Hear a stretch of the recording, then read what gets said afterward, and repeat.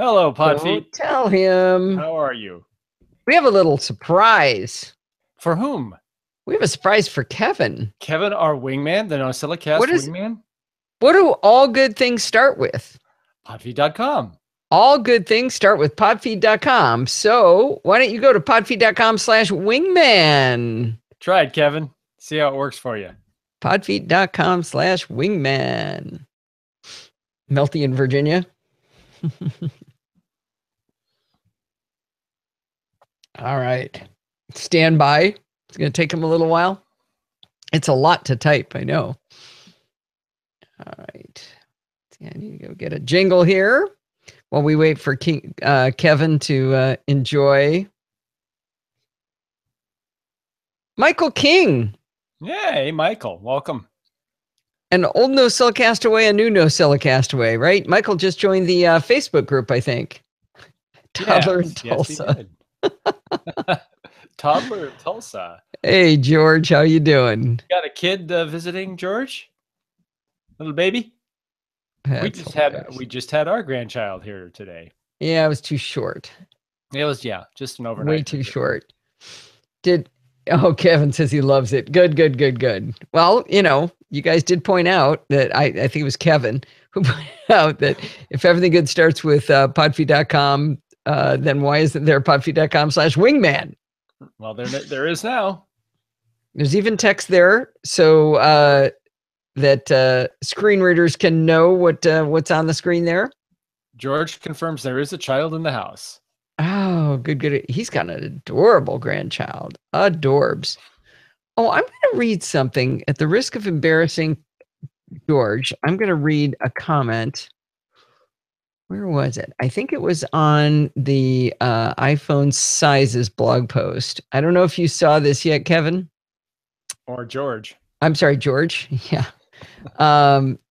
Listen to this comment. So George has been piping in about the sizes of iPhones, which I'm going to talk about. And George Conant writes, George, thanks for the information. I admit to laughing out loud when you brought up sharks. That's something he said in his comment. As an aside, I actually finished my coursework for a PhD in theoretical mathematics. That was 47 years ago, but I got a very early by the software engineering bug and dropped out of the math program to pursue programming in computers. That caused my career to eventually migrate to management. Now I think I'm a jack of some number of trades, but probably not a master of any of them. I've really enjoyed your interactions with Allison over the years. You seem like a very erudite and engaging person. Thanks for all your writing. Oh, that's pretty cool. There will be no shutting George up. Yeah, I think the Georges are uniting. The Georges of the world. Yeah, I think so. It's getting out of control. All right, it is definitely time for roll call. The live chat room is hopping. We got Steve and Brett and Kevin and Nick and Dan. And Kiwi Spoon is back. How you doing? And Joe and Dorothy and Michael King and John and Rose and Sandley and George. Kiwi Spoon, you haven't been here in so long. I've forgotten your name. Steve, quick, look it up. Yes. Don't let them know I can't remember. Okay. I remember it's so close. Don't tell anyone, but it's Steven. Steven. We have Steven. Kiwi Spoon is back. It's been a long time. Yeah. Kevin Michael, is this your first time in the live chat room? It seems like it is to me. I thought he was here years ago. Maybe it was years ago. Yeah. Was it? I don't even know if we were using Google Hangouts back then. Yeah, I don't think so. Oh, good. That's why you can join the show. Steven is working from home today, so you can do that. Yes. Wait, which question did I ask? Years. I assume it's years ago. Years ago. Okay. All right. I think it's time. Oh, let me just make sure you can hear this music to the chat room. We're good. Steven, I know you can hear it. Oh. You always answer for them. Nope. Right on Showtime, the internet disappears. I'm going to assume they can hear it. Unless they're not listening anyway. It's okay. All right, here we go. They never do. Exactly. All right. Mute Steve. Oh, muting now. Bye. Hi, this is Allison Sheridan of the NosillaCast podcast, hosted. You know, I heard a pop, and I don't like that one. I know it just happened. Stupid cracking. I wish I knew what that was. All right, good. Sandy's paying attention. All right, here we go. Hi, this is Al. One more time. Hi, this is Allison Sheridan of the NosillaCast podcast, hosted at podfeet.com, a technology geek podcast with an ever so slight Apple bias. Today is Sunday, September 24th, 2017, and this is show number 646. Well, before we kick in, I want to make a correction from last week's show. When I was talking about Face ID on iPhone 10, I quoted an article by a blind gentleman who had written to Apple asking about how Face ID would work for the blind who maybe have their eyes always closed or have prosthetic eyes. I got his name wrong when I said it, but I figured out why. It's not my fault. His name is Jonathan Mosen, but autocorrect every time I type Mosen changes it to Morin on my Mac. Now, I think maybe I've typed Dan Morin's name too many times and Jonathan Mosen just doesn't get to have his real name. Anyway, his website was wrong in the show notes for, I'm going to go with the same reason. His company is Mosen Consulting at mosen.org. And thanks very much to Dan for correcting me on this.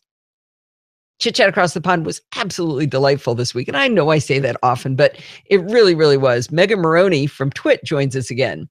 And this time it was to talk about her shiny new iPhone 8 Plus. You know, I love Megan. She's funny and she's kind and she's delightful. She also talks about how her identical twin sons, Milo and Huck, plan to become wildly famous YouTube stars when they test Face ID with Leo's iPhone 10 when he gets that. Anyway, check out this episode either in the Chit Chat Across the Pond light feed or the full Chit Chat feed. Here we go. Oh, save. I should save as something, shouldn't I? Save. How about in the right folder? NCF. Oh, 924. Good. Yeah, it's really fun. She's just, you know, it's not the big brain teaser kind of episode, that's for sure, but it sure is fun. Okay, let's go to some bad news here. I forgot to read the bad news last week. Maybe I just didn't want to. Where did it go? That's weird. Oh, there it is. Okay. All right. You said hold up, but you're not on mic. Marianne? What? Is this the Marianne I think it is? Is this Dr. Gary? Only if she misspelled her own name. Yeah, it looks like she. Hi, Marianne. Okay, well, welcome, Marianne. Do we have a new Marianne? It's very exciting. I don't think we've had a Marianne before that isn't Dr. Gary. So John brings up the face recognition problem. Oh, Mac Noir. Oh, I haven't heard of you. How exciting. Oh. This is super fun. Glad you could join us. John brings up the people being worried about if police officers or someone compels you to use your finger to open your phone, they must be in panic mode about Face ID. Before you hand anybody your phone or do anything with your phone, if you simply squeeze the side button, and I think it's the down volume button, it disables Face ID. So they thought of that. You just go, boom, here's my phone. So they thought of that. All right. How exciting to have somebody new. Everybody be nice to her. Kevin, be nice. Gotta watch out for Kevin. He's all full of himself because he's got his own URL at podfeet.com now. podfeet.com/wingman. All right. There we go. Well, I have some sad news about my most beloved app, Clarify. The developers reached out to me a couple of weeks ago with a preview of a blog entry they were about to post. It's up now. And the full story is at clarify-it.com/blog/the future of Clarify. Now, I'd like to explain some of what it says and let you in on some more detailed questions I posed to them and answers I received. The main thing is that they're announcing the discontinuation of their document sharing service that's associated with Clarify called clarify-it.com. This was a place where you could post your tutorials for free and then reference them to share with others. This service will be shut down on March 1st, 2018. And that's 5 months notice, so more than enough time to find a new home for your documents if you've been using this free service. Bart always says, follow the money, right? Well, their money maker is the business software they make called ScreenSteps, which we used to talk about a lot too. And so maintaining this free web service for Clarify, pretty much no longer makes sense. And I can certainly respect that. The next question, though, is what about the Clarify desktop software? The title of their blog post is The Future or Lack Thereof of Clarify and clarify-it.com. So Clarify isn't coming out of this unscathed. Clarify Desktop is going to go into what they're calling maintenance mode. I asked them some clarifying questions. See what I did there, clarifying. Anyway, I wanted to know more. What does maintenance mode really mean? First of all, I said, will you still be selling Clarify? They said, right now we are still selling Clarify. We have included language on the website and the store that points users to our blog post before making a purchase. I think at some point we might just make it a free app, but that depends on whether it will be a good lead generation tool for getting ScreenSteps customers, a decision we have deferred for now. I also asked, will existing users still be able to download the installer for Clarify? Say you're building a new Mac, is the installer still there? And they said, yes, existing users will still be able to download the installer for Clarify. And I asked, will there be license support for Clarify? Something goes wrong with your license. And they said, yes, we still offer license support for Clarify. I then asked, I said, I just saw a recent update with bug fixes and enhancements, and that was versions 2.07, and I think I've had another one since then. I asked, is that the last one, or will these still happen? Maybe bug fixes, but not enhancements? How's that going to work?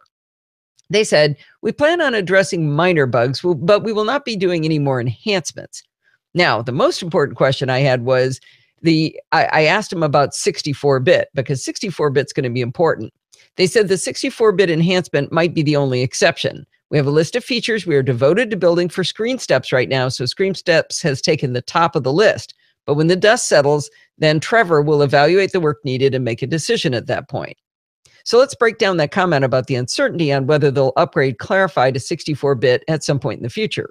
In High Sierra, 32-bit apps will continue to run, so you don't have to worry about Clarify in Sierra. It's not until the operating system I should have said in High Sierra. And so it's not until the operating system after High Sierra that 32-bit apps will be deprecated. So we have a full year probably before we have to worry about this. Now, Apple will probably start nagging us about how our 32-bit apps are getting on in years, just like they did in iOS 10 for 32-bit apps. So you might start to see that kind of nagging going on in High Sierra.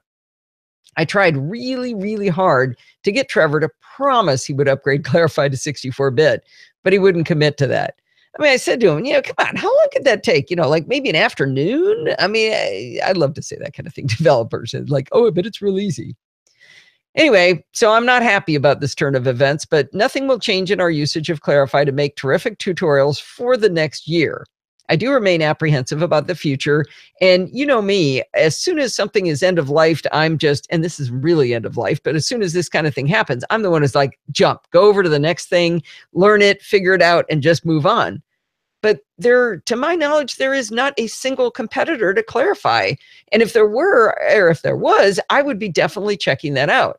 But since there isn't, my solution is I'm going to put my head in the sand and pretend they didn't tell me any of this. And I think I'll go make myself happy by creating a tutorial on how to go set up Colloquy on the iPad to join the live chat room. In fact, I wonder where that is. I did make that. Did I make that Colloquy? Clarify. Oh, should I save? Here's an idea. I had so clearly put my head in the sand that was supposed to play last week, and I forgot about it.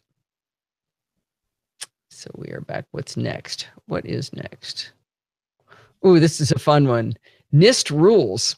I'm going to read to you from NIST Special Publication 800-63B. Time to get a refreshment, everyone. I got to check something. Did it say Sierra or... Did it say Sierra or High Sierra? It was, I had it typed correctly. I just said it wrong. Okay, good. I like the correction from was to were. Yeah, did you catch that? Mm-hmm. Oh, good. Marianne gave us her Twitter handle. Good. Yes. So George, if you use Screen Steps, you got nothing to worry about. This is about Clarify. Screen Steps is their moneymaker. And that will continue, I assume. Yeah. Oh, yeah. That's where they're putting their efforts. What was you were talking about? Was versus were is one of the weirdest grammar rules there is, and if you actually ever want me to tell you, I'll explain it. It's a hilarious rule, and it's one of my favorites. I think Marianne has been here. You think? Yeah, I just looked at Twitter profile. She seems. Well, ask her. What are you asking me for? Well, she can answer. All right.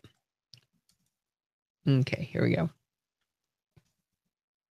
One of the best things about being retired is having the time to talk to companies on the phone. When I was working, I would simply let things go that were irritating me because, you know what, there just wasn't the time. This week, my mission became talking to every bank I deal with about the security model. For reasons that are irrelevant to the discussion and highly annoying to me, I'm associated with 4 different financial institutions, and each one of them got some messaging from me this week. Their current service varied from 2 of them having no two-factor authentication to having SMS, email, and phone call verification. None of them use a software authenticator method like Google Authenticator or the one built into 1Password. Now, before I spoke to them, I decided it would sound a bit weak to say, you know, my friend Bart is like really smart in this stuff, and he says. So I started to do my research. I wanted to make sure I had a crisp explanation of why using SMS is a really bad idea for two-factor authentication. At first, I found articles on lots of sites talking about the problems with SMS. I also remembered that the problem it's so publicly known that SMS is a bad way to do two-factor authentication that 60 Minutes actually had an article on TV where they had a hacker break into a senator's phone while they were taping the show. That didn't seem like the right kind of evidence to hold their feet to the fire.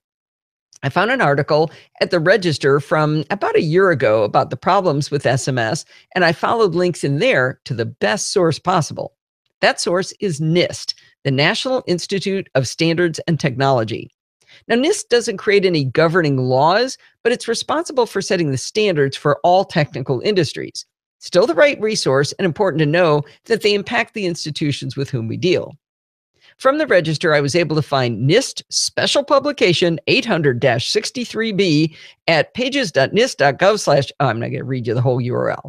Anyway, 800-63B is the Digital Identity Guidelines for Authentication and Lifecycle Management. Just rolls right off the tongue, doesn't it? Nothing like a good government title. While I'm sure it would be riveting for me to read you the entire 69-page document, let's dig into just the pieces that are relevant to our two-factor authentication questions. We need to start by defining a couple of terms. I've been calling this topic two-factor authentication, but in the guidelines, they're more generic. They refer to this as out-of-band authenticators. The initial NIST guideline went up for public review last year, and it included statements indicating that SMS as an out-of-band authenticator was deprecated. But in the finalized document, it has been modified and is now called SMS restricted. We'll get into what restricted means a little bit later, but listen for that word restricted because it's going to become important. Another term is PSTN. That stands for Public Switched Telephone Network. PSTN is the aggregate of the world's telephone networks. It includes analog landlines, voice over IP, fiber optic cables, microwave transmission links, cellular links, satellites, and undersea cables. So pretty much everywhere on Earth that you can talk to each other across the globe is connected and switched, and it's called the PSTN.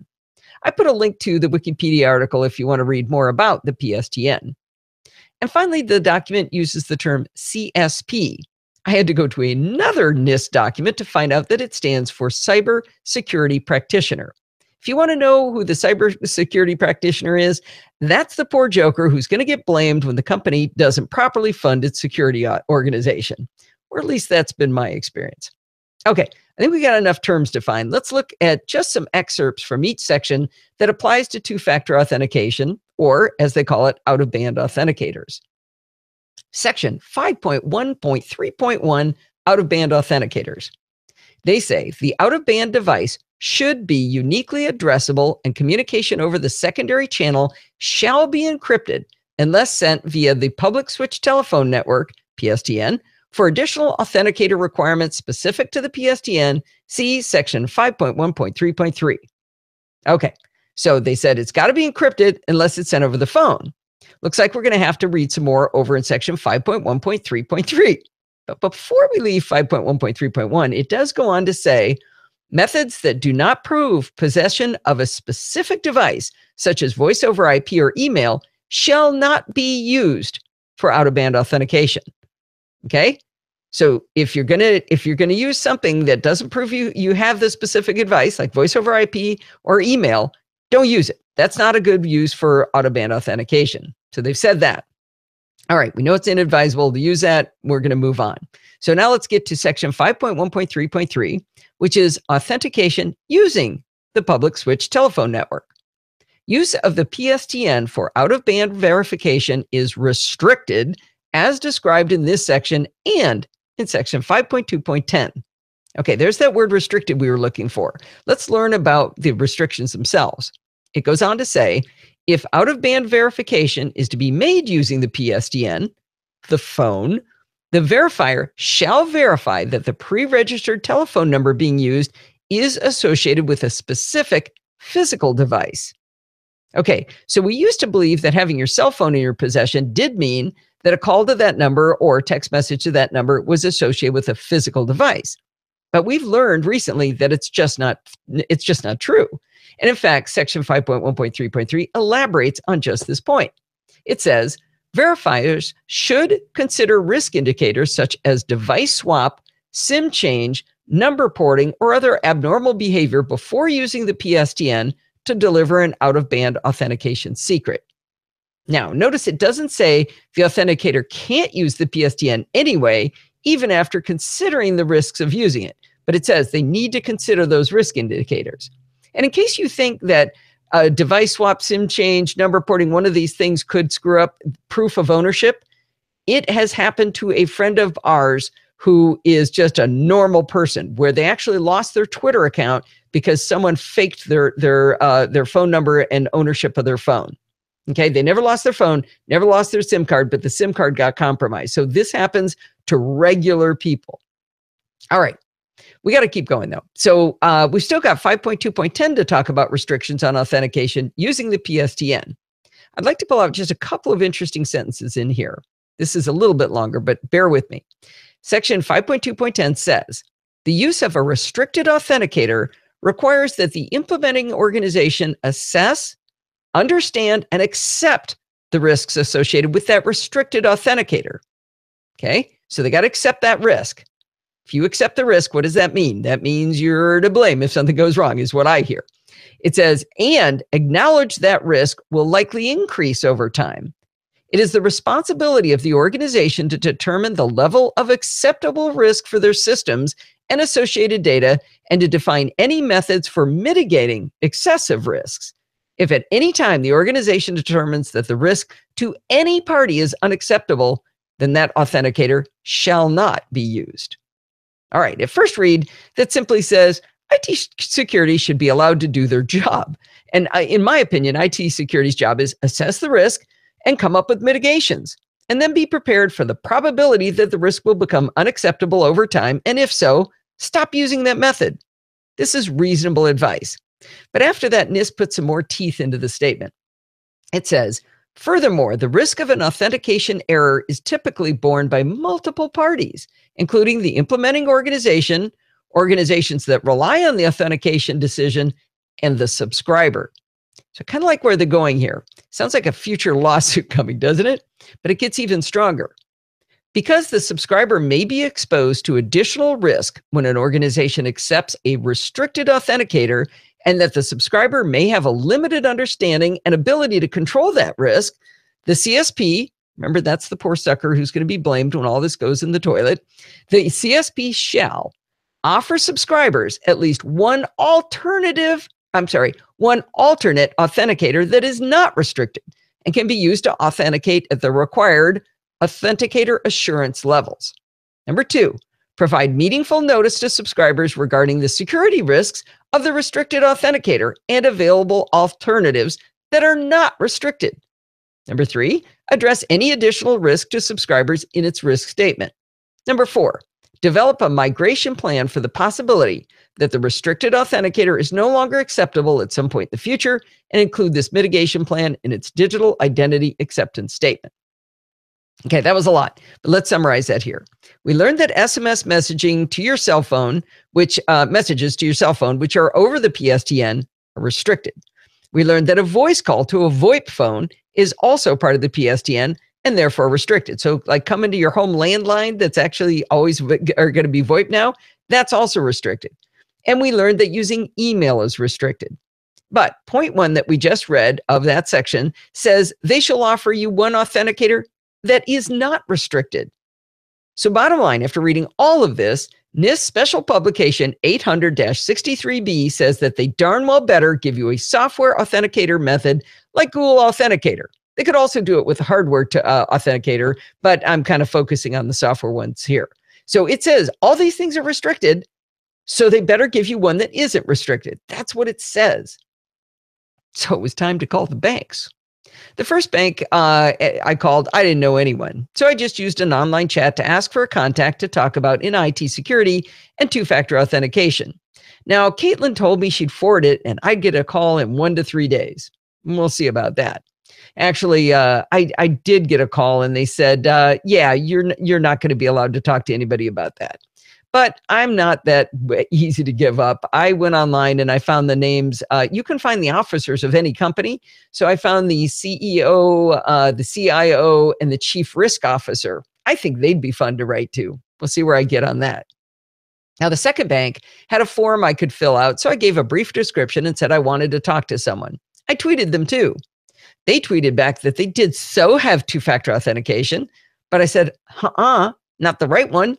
They responded with, we apologize for the confusion. We require multi-factor authentication when logging in with a new device, new browser, or if a password is changed. We have shared your feedback to help improve our products and services moving forward. I suggested they contact me directly about this, and we'll see how they do. The third institution was more interesting because I tortured them on this very thing a year ago. I dug around online until I found the corporate leaders page for that bank, found the name of the CIO, and then I called the institution, this is back a year ago, and I asked to talk to her. They told me they'd have her call me back, and she actually did. We talked quite a bit, and she emailed me some stuff that showed that they were going to be implementing out-of-band authentication. But guess what? It's been a year and they haven't done it yet. They haven't even done the cruddy old SMS yet. So this week she got another email from me and hopefully we will be able to make contact again. She seemed to kind of like me. She said, can I just hire you? That would just be easier. And I said, no, you can't actually. The last one was more satisfying. This last institution does have two-factor authentication, but it's either SMS, email, or a phone call. We all know now those are restricted. I was able to get on a call with the project manager in IT security along with his boss. They said that having an out-of-band software authenticator was on the roadmap for 2018, which was good news. But I wasn't really thrilled with that answer. I thought that's could be like a year and 3 months from now. So I kept chatting with them. The project manager said something really interesting when we were talking about NIST. He was super knowledgeable about it, so that was fun. And he was the one who actually told me that it's a guideline to financial institutions, but part of federal regulations for government institutions. But then he pointed out that there are laws in Europe that require better authentication. So this institution I'm talking to, they comply with those laws there. So I was a little bit rough on them at that point. I said, wait a minute, you could do this for us, but you don't do it because the government's not making you? Anyway, at that point, I asked his boss what barriers were in the way of helping that project manager be successful. As I got her to dig into that, I discovered that my phone call, along with my depth of knowledge, was actually going to help her provide urgency to the project. After I'd been talking to them for a while, it became evident that they both wanted this, higher on the priority list. She asked me, can I quote you? I said, yes, you can. Quote away. Call me, write to me, whatever you want. I'm there for you. I'm hopeful about this, but I'm not delusional that it will happen in a month or anything like that. But I got to tell you, when it does, I am totally taking credit for this. Now, I did find a cool website while I was working on all of this. It's called twofactorauth.org. It's a list of websites and whether or not they support two-factor authentication. You can search for a site or peruse by category. They've got categories like banking, backup and sync, government, IoT, all kinds of stuff. It's cool because they have columns for what type of two-factor authentication each organization supports. They've got SMS, phone, email, hardware token, and software token. They even have buttons to help you tweet or Facebook the companies if they don't support two-factor authentication. Now, I looked at the banking section, and sure enough, pretty much the only ones with hardware or software tokens were in Europe. Like I said, one of the great joys of retirement is having time to do stuff like this. I hope maybe I've inspired you to torture your banks and any other institutions that hold something precious to you. Woo, that was a long one. That was meaty. Yeah. Anybody listening? Probably not, but that's okay.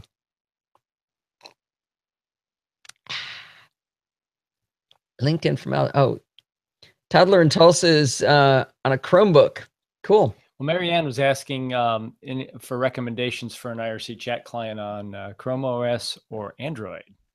Oh, okay. Because she doesn't want to get up off the couch is the best thing I can determine from her chat. Oh my God, I love that. Macs and everything. She just doesn't want to get up. I mean, how many times have we all done that going, well, I bet if I text Steve, he'll just do something instead of me having to get up and go do it, you know?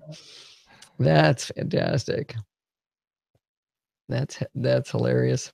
Oh yeah, Sandy, when is your new baby coming? Should probably save. She ordered the 8 Plus. So airplane to the Apple TV. I didn't know. That's interesting. So from Android, you're airplane to the Apple TV. Huh.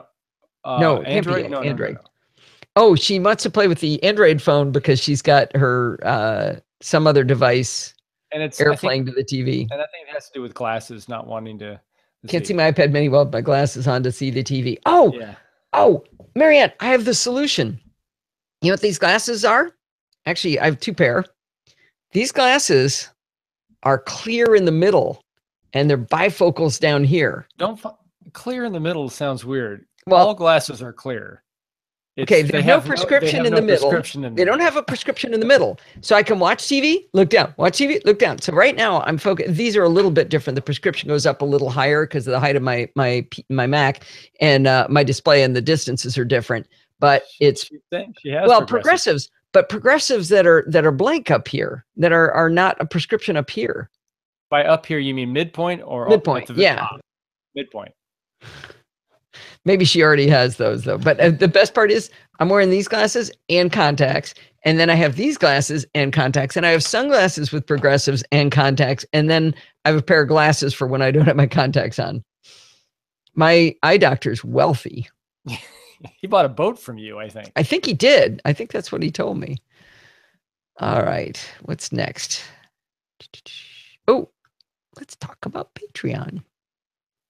Or not Patreon. We're going to talk about, I'm so close to a solution on this. All right, here we go. That's not what I said to do, is it? Maybe it is. Nope. I told you to go. This week, I've been working on something cool for the Amazon affiliate links on podfeed.com.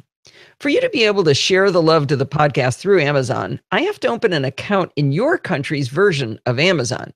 This is not a trivial exercise at all to do that, which is why I've only done it for Germany, the UK, and Canada.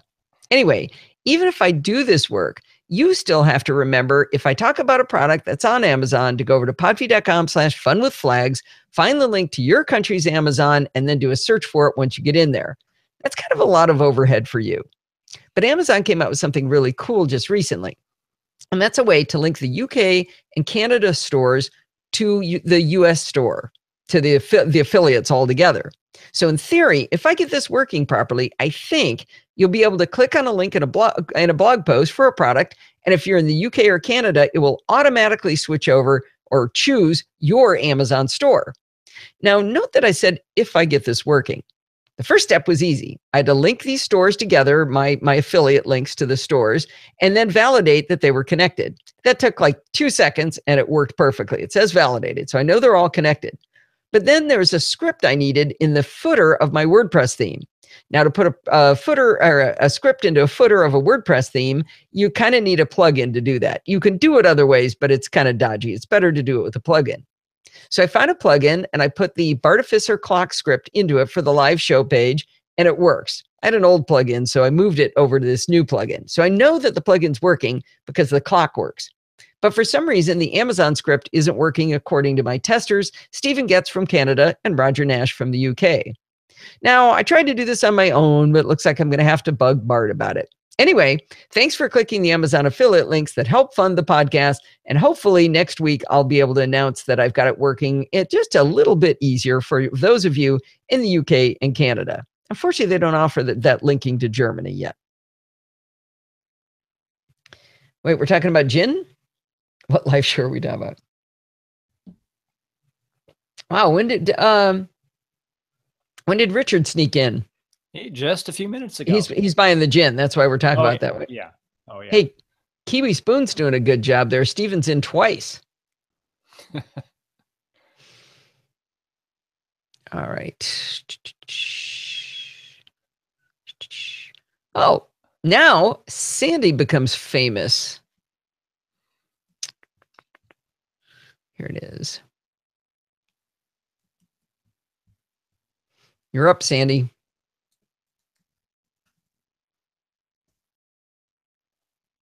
Steve. It totally owes us drinks. This week in our Google Plus group at podfeet.com/Google Plus, Sandy Foster asked, okay, you should pronounce her name correctly.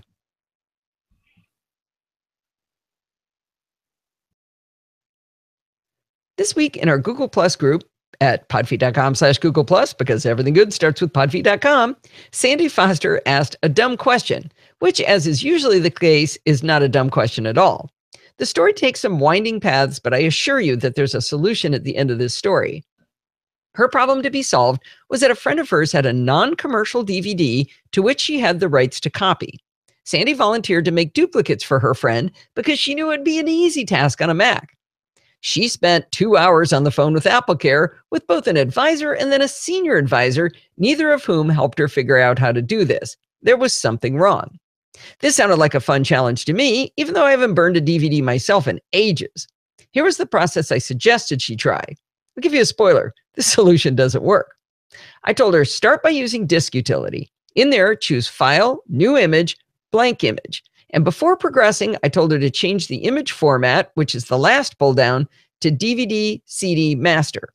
Once you change that pull down, partitions will change to CD/DVD, that's another pull down, and size will have some DVD/CD options. Now, my memory said that the right choice out of the list was 4.6 gigabytes DVD-R/DVD RAM. With that chosen, it will default to CD/DVD. That sentence makes no sense. That shouldn't even be in there. Fix that.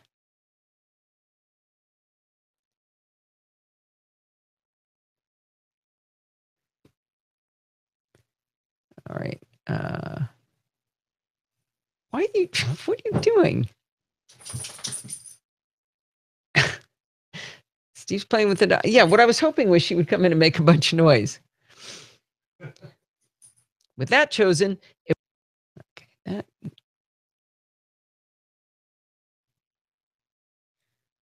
is not good. I'm glad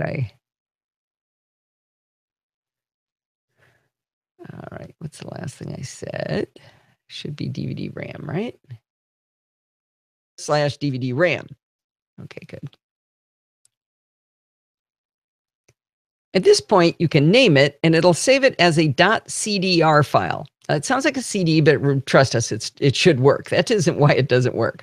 Anyway, at that point, you can double-click the CDR file to mount the image, and then I told her you'd be able to put files in it and then burn that image. Well, I tested this process myself, and it worked a champ. And by test, I mean right up to the point that I created the CDR file. When Sandy tried it, all went as I described, except when she tried to drag her DVD contents into that image, she was told the contents of the DVD wouldn't fit in the newly created disk image. I started wondering, was I wrong? Was it not supposed to be 4.6 gigabytes? Now, the problem wasn't that. I hadn't checked how big the CDR file was because I told it to be 4.6 gigabytes. I assumed it was 4.6 gigabytes. But guess what? Disk utility must be broken because the disk image it created is only 1.5 gigabytes. By the way, Sandy had been down this path with AppleCare, and they told her it was broken and hadn't been updated in years. They also told her to go download a third-party app to get this done, and even made some suggestions of what apps to use. I thought that was pretty surprising, and Sandy said she looked at the apps and they look kind of dodgy. I decided to go hunting on the interwebs for a solution, but like Sandy and the Apple advisors, I could only find third-party apps that suggested they could do the trick. But they all wanted money up front, and they weren't in the $5 to $10 range that it was worth for Sandy to do her friend this favor. Now, I was still convinced that there must be a path to success with disk utility. So Sandy and I scheduled a screen sharing play date. We've had video play dates before, like the time she helped me figure out what was wrong with my sewing machine. Get this, I've had it for like 20 years. I was threading it wrong. The way that the thread goes through all the little, you go the up and around and the down and the round through the thing with the tension and all that, I was doing it wrong. Anyway, that's working now. So we decided to use the built-in screen sharing on Messages to work this out. Turns out in Messages, if you tap on details for a contact that you're chatting with and they're on iOS. Steve, you must have added that. What? It says details for a contact you're chatting with, and they're on iOS. I didn't say that. Where's this? It's in preview. How to duplicate a DVD. That is just completely wrong. How far down? I don't know where I'm reading. You're about 3/4? Yeah, I don't know. What's the paragraph begin with? No. Anyway, we decided to use this built-in screen sharing. I'm about to delete it, so. I don't see an iOS comment in that paragraph. If you tap on details for contact you're chatting with, and they're on the iOS. Oh, I didn't put that in there. No. And they're on iOS? Yeah, that has nothing to do with it. Kevin, did you do that? You gave him new privileges. I think so. That is not right at all. All right, let's open that one up again.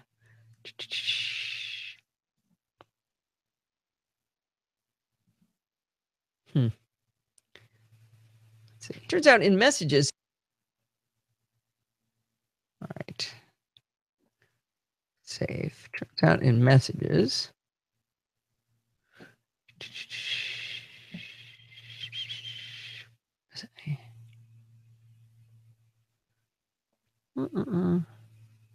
I hate it when airplanes go over. For some reason, airplanes go over, make a hiss on the line. I can hear. I don't know if you guys can hear it, but it's annoying as all get out.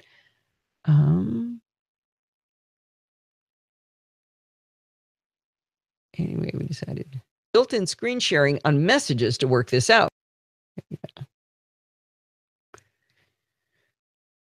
If you tap on details for a contact with whom you're chatting, you'll see two overlapping blue rectangles. Tapping this gives you the option to share your screen or ask the other person to let you share screens with them. That doesn't make any sense either. Share their screen is what that should say. All right.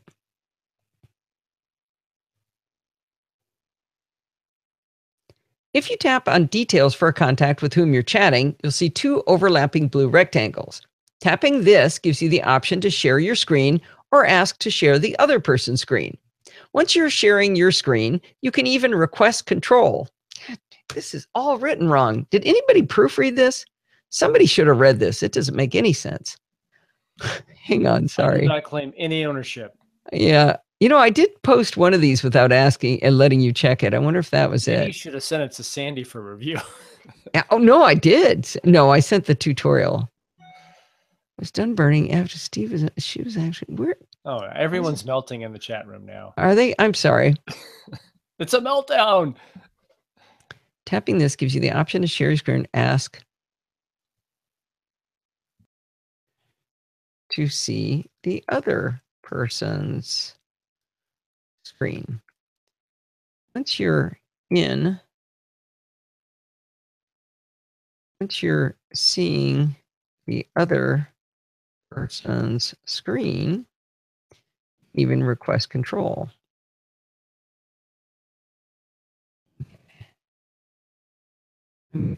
Set up one more time. Okay, where was I now? Okay, we're going to do that. Take 47. All right.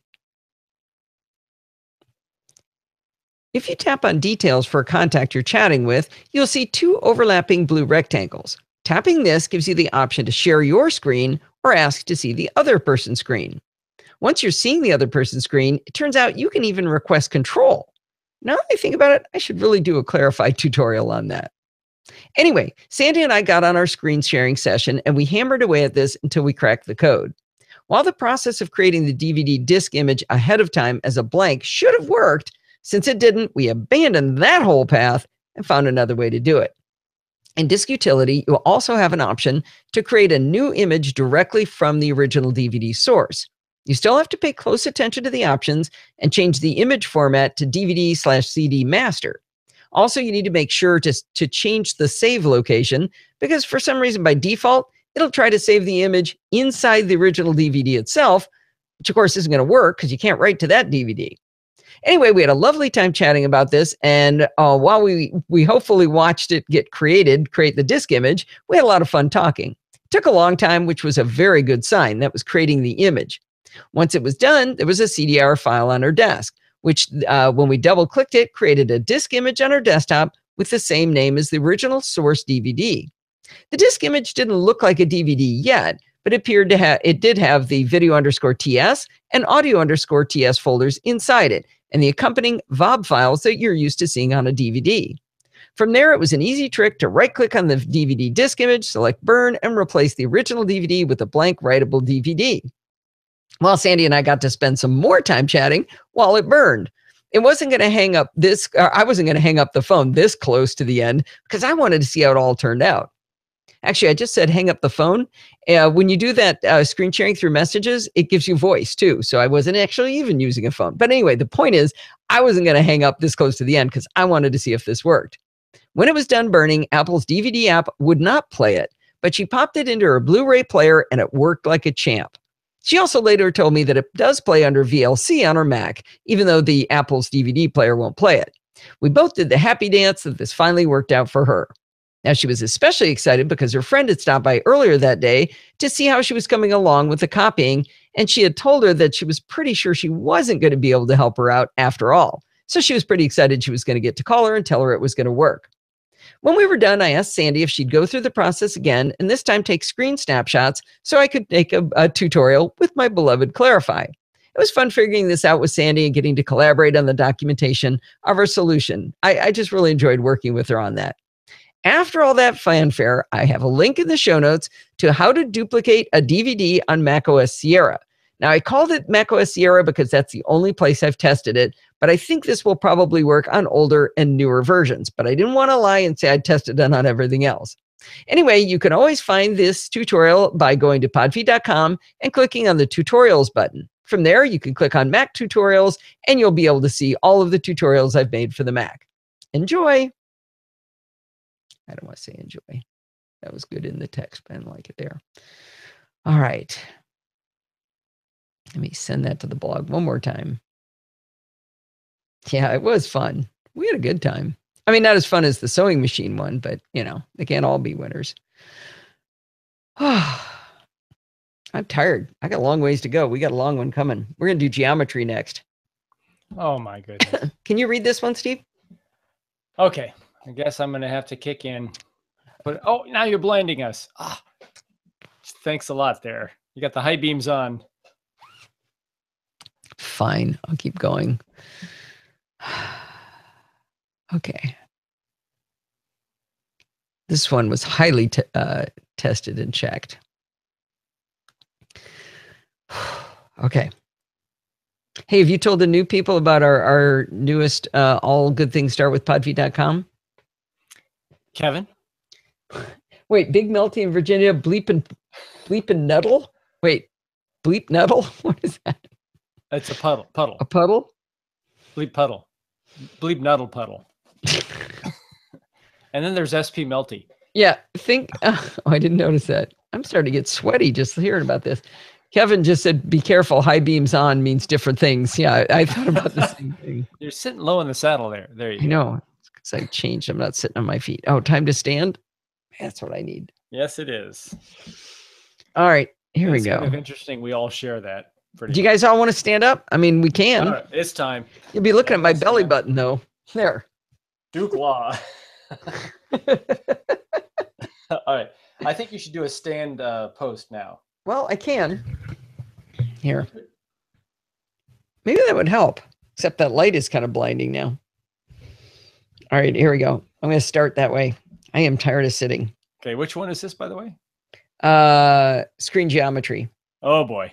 George will get a kick out of this one. Yep. All right, here we go. In last week's show, I said that the iPhone X actually has a bigger screen than the iPhone 8 Plus, even though the screen's physical size is closer to the iPhone 8. In the live chat room for the show, George from Tulsa called me on that statement. He pointed to an article on phonearena.com where a gentleman named Victor H. had determined that iPhone 8 Plus actually has the bigger screen. Now, I could have gone over and just read what Victor had written, but what fun would that be? You know where this is going, right? I had to prove or disprove this myself and have some fun with geometry. I'm glad I did my own work, because while Victor H. did come to the correct conclusion, in my opinion, he had a pretty major mistake in the intro. The thing he made a mistake about was he shows the screen resolution of iPhone 8 Plus completely wrong. I don't know where the numbers came from, but they're not the right numbers. He also does some unnecessary calculations along the way, using points instead of pixels as though it would make a difference, even though both devices are 3x, so I'm not quite sure why he did that. And Victor also references someone else's assumptions in the drawing of the device, and I decided I wanted to make my own drawings. Before we proceed, let's address what you might be thinking. How could a phone with a bigger diagonal dimension ever have a smaller area? Oh, when two engineers marry, this is the kind of discussions that happen over dinner. Steve pointed out a way to get how the iPhone X screen would have a bigger diagonal, but could have a smaller area. He said, imagine a super long diagonal, but a very narrow screen, like 10 inches diagonal, but only 1/4 of an inch wide. That would have very little square area, even though it has a huge diagonal dimension. Hopefully you can visualize this extreme and understand what we were saying. All right, now let's have some fun with geometry. Let's set one metric first, which doesn't take much to figure out. iPhone X has significantly more pixels of information on screen than iPhone 8 Plus. From Apple's iPhone comparison page, we can see the number of pixels of the two phones. iPhone X has 2436 by 1125 pixels at 458 ppi, which is pixels per inch. iPhone 8 Plus is only 1920 by 1080 pixels at 401 pixels per inch. Simply by multiplying the pixels, we can see iPhone X is 2.7 million pixels squared, and iPhone 8 Plus is 2.1 million pixels squared. If we divide the two square pixel numbers, we find that iPhone X has 32% more pixels displayed than iPhone 8 Plus. Okay, I'm tired of standing now. Did you sit down? Here, how's that look? Oh, I've been sitting all along. Sorry. Steven. So, Marianne finally is with the MacBook Air after all this. Really? I guess she had to stand up. Oh. Go get it. See? That's the magic. That thing made us stand up. We're all healthier, and she got her MacBook Air.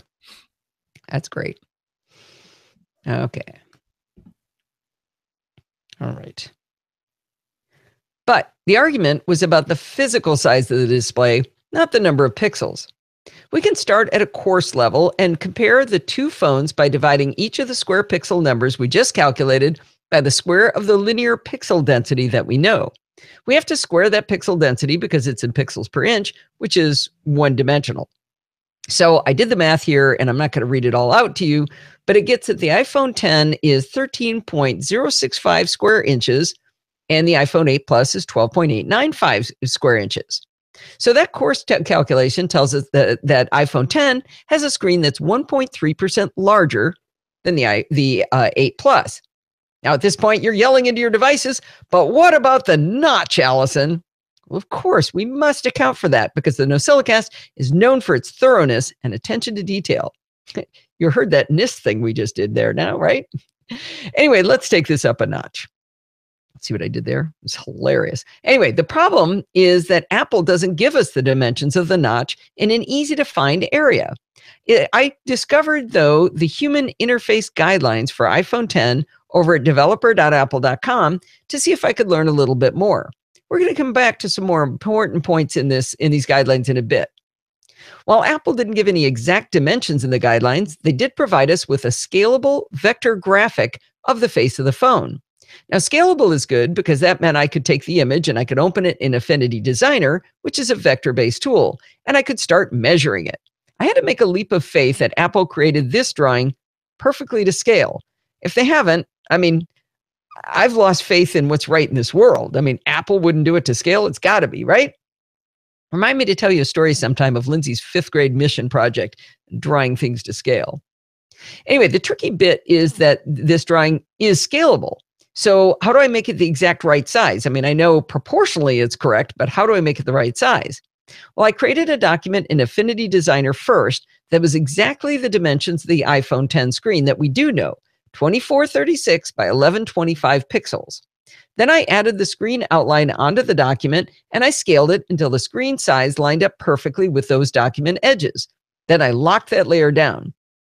Now, unfortunately, I can't determine the size of the notch directly using Affinity Designer, but I can draw new shapes on top of the geometry, and then Affinity Designer will tell me my dimensions over in the Transform panel. I started by drawing a rectangle over the notch. It measured at 89 by 624 pixels, or 55,000 pixels squared. If we divide that by our pixel density, squared of 458 ppi, we need to subtract 0.265 inches squared from the iPhone X screen that we started when we assumed it was a rectangle. So that brought the iPhone X down to 12.8 inches squared versus the 12.895 square inches for iPhone 8 Plus. That makes the 8 pull ahead by 0.7%. So now we're getting somewhere. But our little friend Victor H had taken someone else's drawing. Remember I said that? Where they did more than just measure the size of the notch. Oh no, these people made me look like a normal, sane person. They removed the rounded corners of not just the 4 corners of the display, but took into account the rounded corners of the notch itself. Well, now, accounting for the 4 corner rounds is a reasonable thing to do, but I wasn't going to be out-nerded by them, so I had to do them all too. There are 3 rounded corner sizes for which we must, or at least I must, account. I designated the diameter with the letter B for the biggest of the arcs, the 4 corners of the display. I put the letter M for the medium-sized interior corner of the notch, and finally the letter S for the teeny tiny curve where the notch meets the top edge of the phone. So we'll be using DB, DM, and DS as my 3 corner diameters. Sounds funny to say corner diameter, but you know what I mean. All right, so we have the entire screen rectangle, which is W times H, so width times height, right? Then we've got to subtract WN times HN, that's the width and height of the notch. Then we have to subtract out the area of these 4 rounded corners. But it's not actually subtracting all of them. The easiest way to calculate these areas that are being removed, so you've got a square corner and then you imagine an arc in it, we want to get that little sliver that's being taken that isn't there because of the arc. So what we need to do is subtract the area of a circle whose arc defines the rounded corner from the area of the square that would circumscribe that circle. So if it were only 1 corner, we'd then have to divide that difference by 4.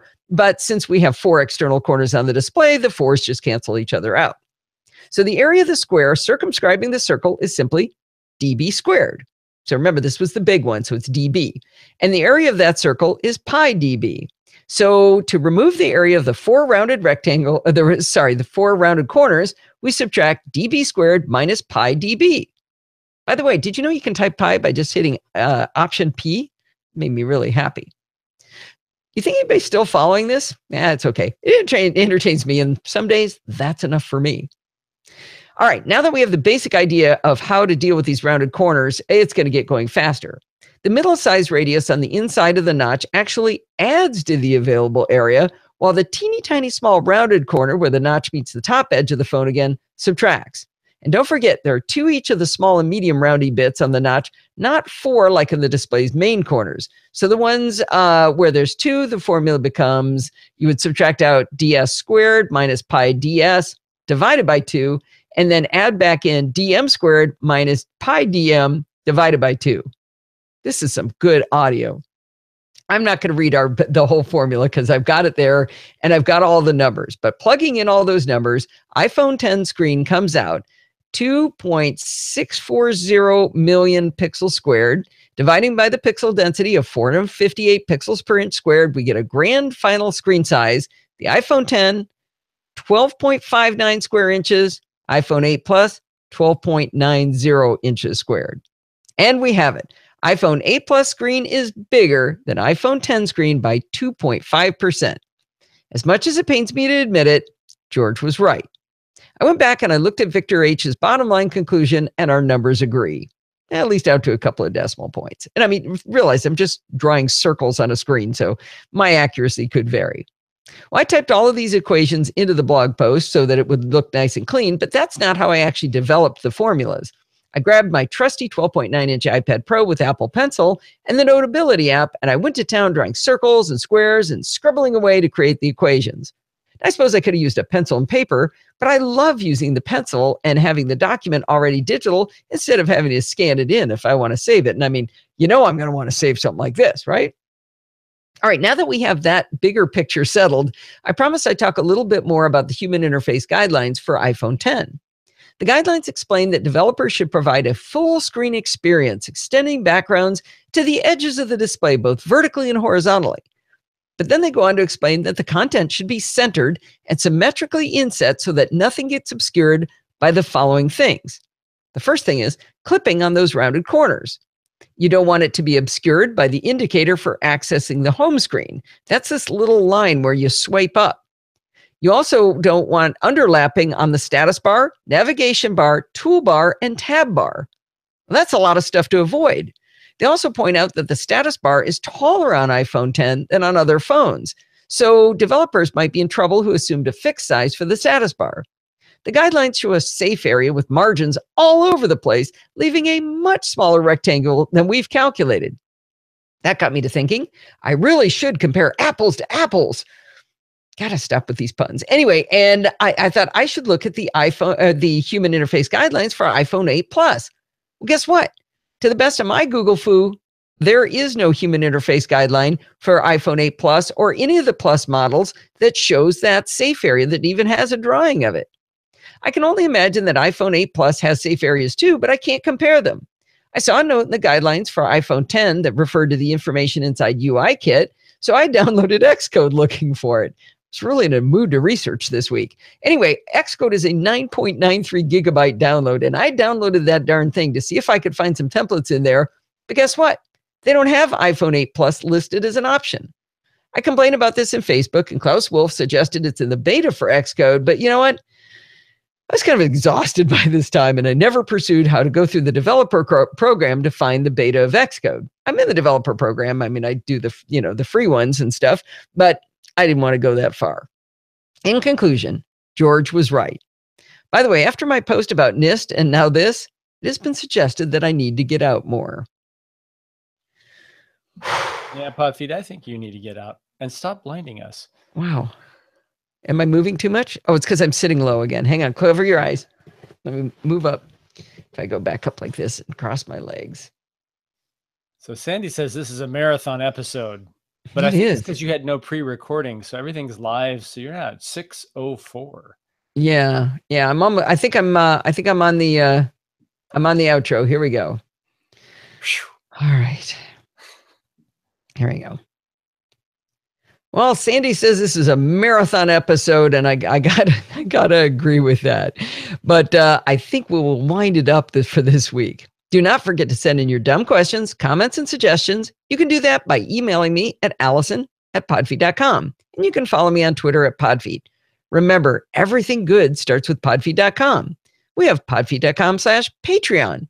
We have podfeed.com/Facebook, podfeed.com/Google+, podfeed.com/Amazon. And don't forget our newest, podfeed.com/wingman. And if you want to join in the fun of the live show, head on over to podfeed.com/live on Sunday nights at 5 p.m. Pacific time, like Marianne did for the first time, and join the friendly and enthusiastic NosillaCastaways. Thanks for listening and stay subscribed. I forgot whether or not you said you had been here before, but if you get a second shout out, it probably wouldn't hurt. She had been, but that's okay. I don't think anyone minds a second shout out. There you go. Oh, jeez. Yeah. That was tiring. That was a lot.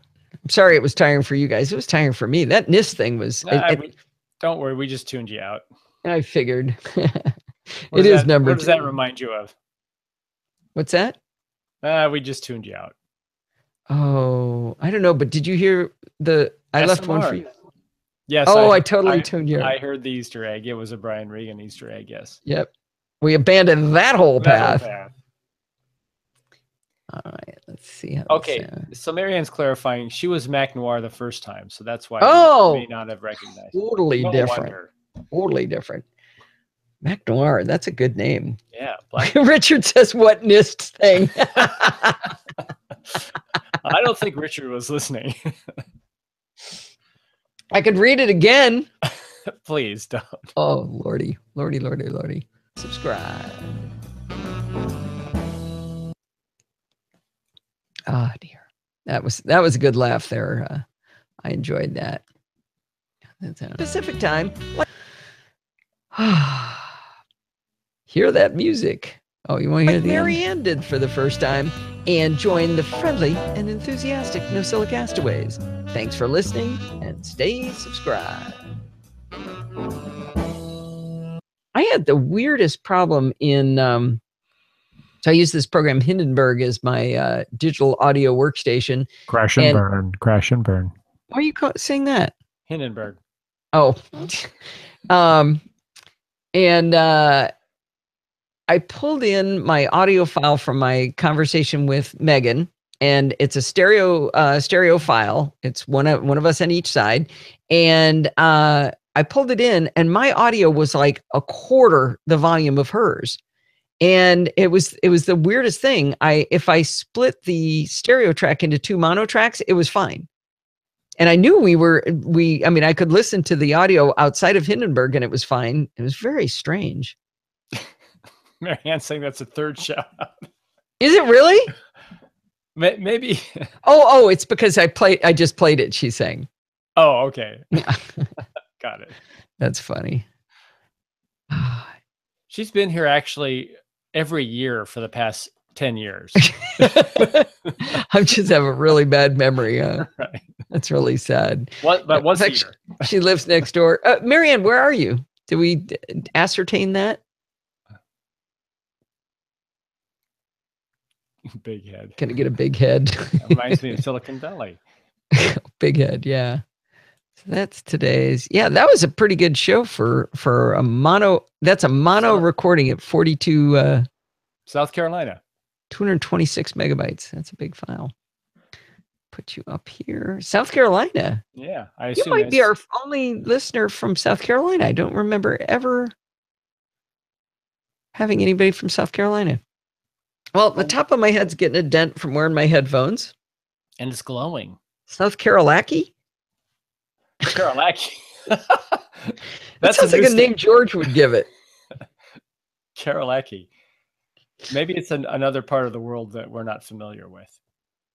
Oh, I was listening. I don't know if you guys watched Orphan Black, but one of my favorite shows. And she had, and the main characters, there's 8 or 10 or 15 clones are all played by a woman named Tatiana Maslany. And she was just on the Nerdist podcast, which is a hilarious podcast. And she was interviewed and she had to say where she was from. She's from a city called Regina in Canada. And they made her say it like 28 times. She is quite an actress, I have to say. To pull off that many characters. And they're so different. Any of you guys watch it? It's Yeah, I do. It's a great show, man. That is one of my favorites. Isn't it done? Over? Yes. Finished? I think we should start over and watch it all again. Yeah. See if I can follow it this time. Not yet. Oh, it's such a good show, Marianne. It's amazing. It is. I think it's one of the best things I've seen in a decade. I mean, I'm really a huge fan. Apparently, Macs are a rarity in South Carolina. Are they? I think it is South Carolina. South Carolina. How many seasons? I think it was only 5.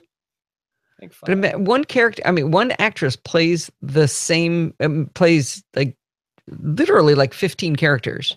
But very probably convincingly, like 8 major ones. Very convincingly, and the very best technical job of putting the same actress and multiple characters of that actress in the same scene. I mean, yeah, she dances with herself, and you cannot tell. I don't know how they did this. I think they may have had a piece that showed how they did it. I have to watch. Yeah, well, she has a stunt double. So she said the person who never gets any credit for anything is the woman that plays her across from her. So if she's playing, she's playing Beth, and Beth is talking to Allison. There's a point where she's got to be talking to somebody, and so there's this other actress who she plays. So we're talking about 4 or 5 of them in the same scene. Yeah, there was one where they all danced together, and it was seamless. Yeah, you could not tell. Been watching *Handmaid's Tale*, which makes Homeland seem like a sitcom. Oh my god! Wow. No, Steve, I don't want to watch something worse than Homeland. So I looked for *Handmaid's Tale*. I think it's on Hulu or something we may not be able to have access to. Long Reign Elizabeth Regina. So where is *Handmaid's Tale*? What? Bleep Nuttall and Nassanut both said they're Orphan Black's on their list. By the way, if you want a podcast to go along with that, Gene McDonald does one called SestraCast, which the name Sestra will become, you'll understand that partway through, but they're going through episode by episode, and she's got a co-host who hasn't seen the show. So she's like a crazy fanatic, and she's got somebody on the show doing it. It's really, really good.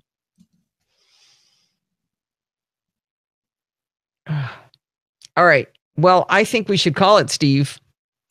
I think we should, but let me remind everyone. Let me remind everyone that tonight is the premiere of Star Trek Discovery. Oh, 8:30 our time. I'm not sure. I think it's 8:30 most time zones. Where's Orphan Black? Netflix. Netflix, yeah. Oh, good. Nick put up a link to SestraCast. So CBS, John says, well, then call it. So CBS for the first show, the premiere, but if you want to watch later shows of Star Trek Discovery, it's now watching now. No spoilers, Michael. Oh, what? Because they're ahead of us, right? Time zone, yeah. So I think CBS All Access, if you want to watch any of the other two and on, episodes 2 and on, right? Too bad. We signed up. Yeah, they got us. At least for the run of that show. Yeah, we'll see how long we stick with it. Not bad.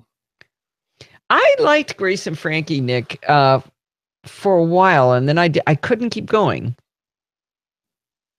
I don't know why. All right, the top of my head hurts from my headphones. I need to get bigger padding up here. Maybe. It's 6:13. People. I could put a towel in here, couldn't I? Shove something in there. Is that a good look? Yes, I like it. I got to stop that. Steve's going to pick that as the keyframe for the video. Oh. All right, everybody. Let's call it. Have a great week, everyone. Bye-bye.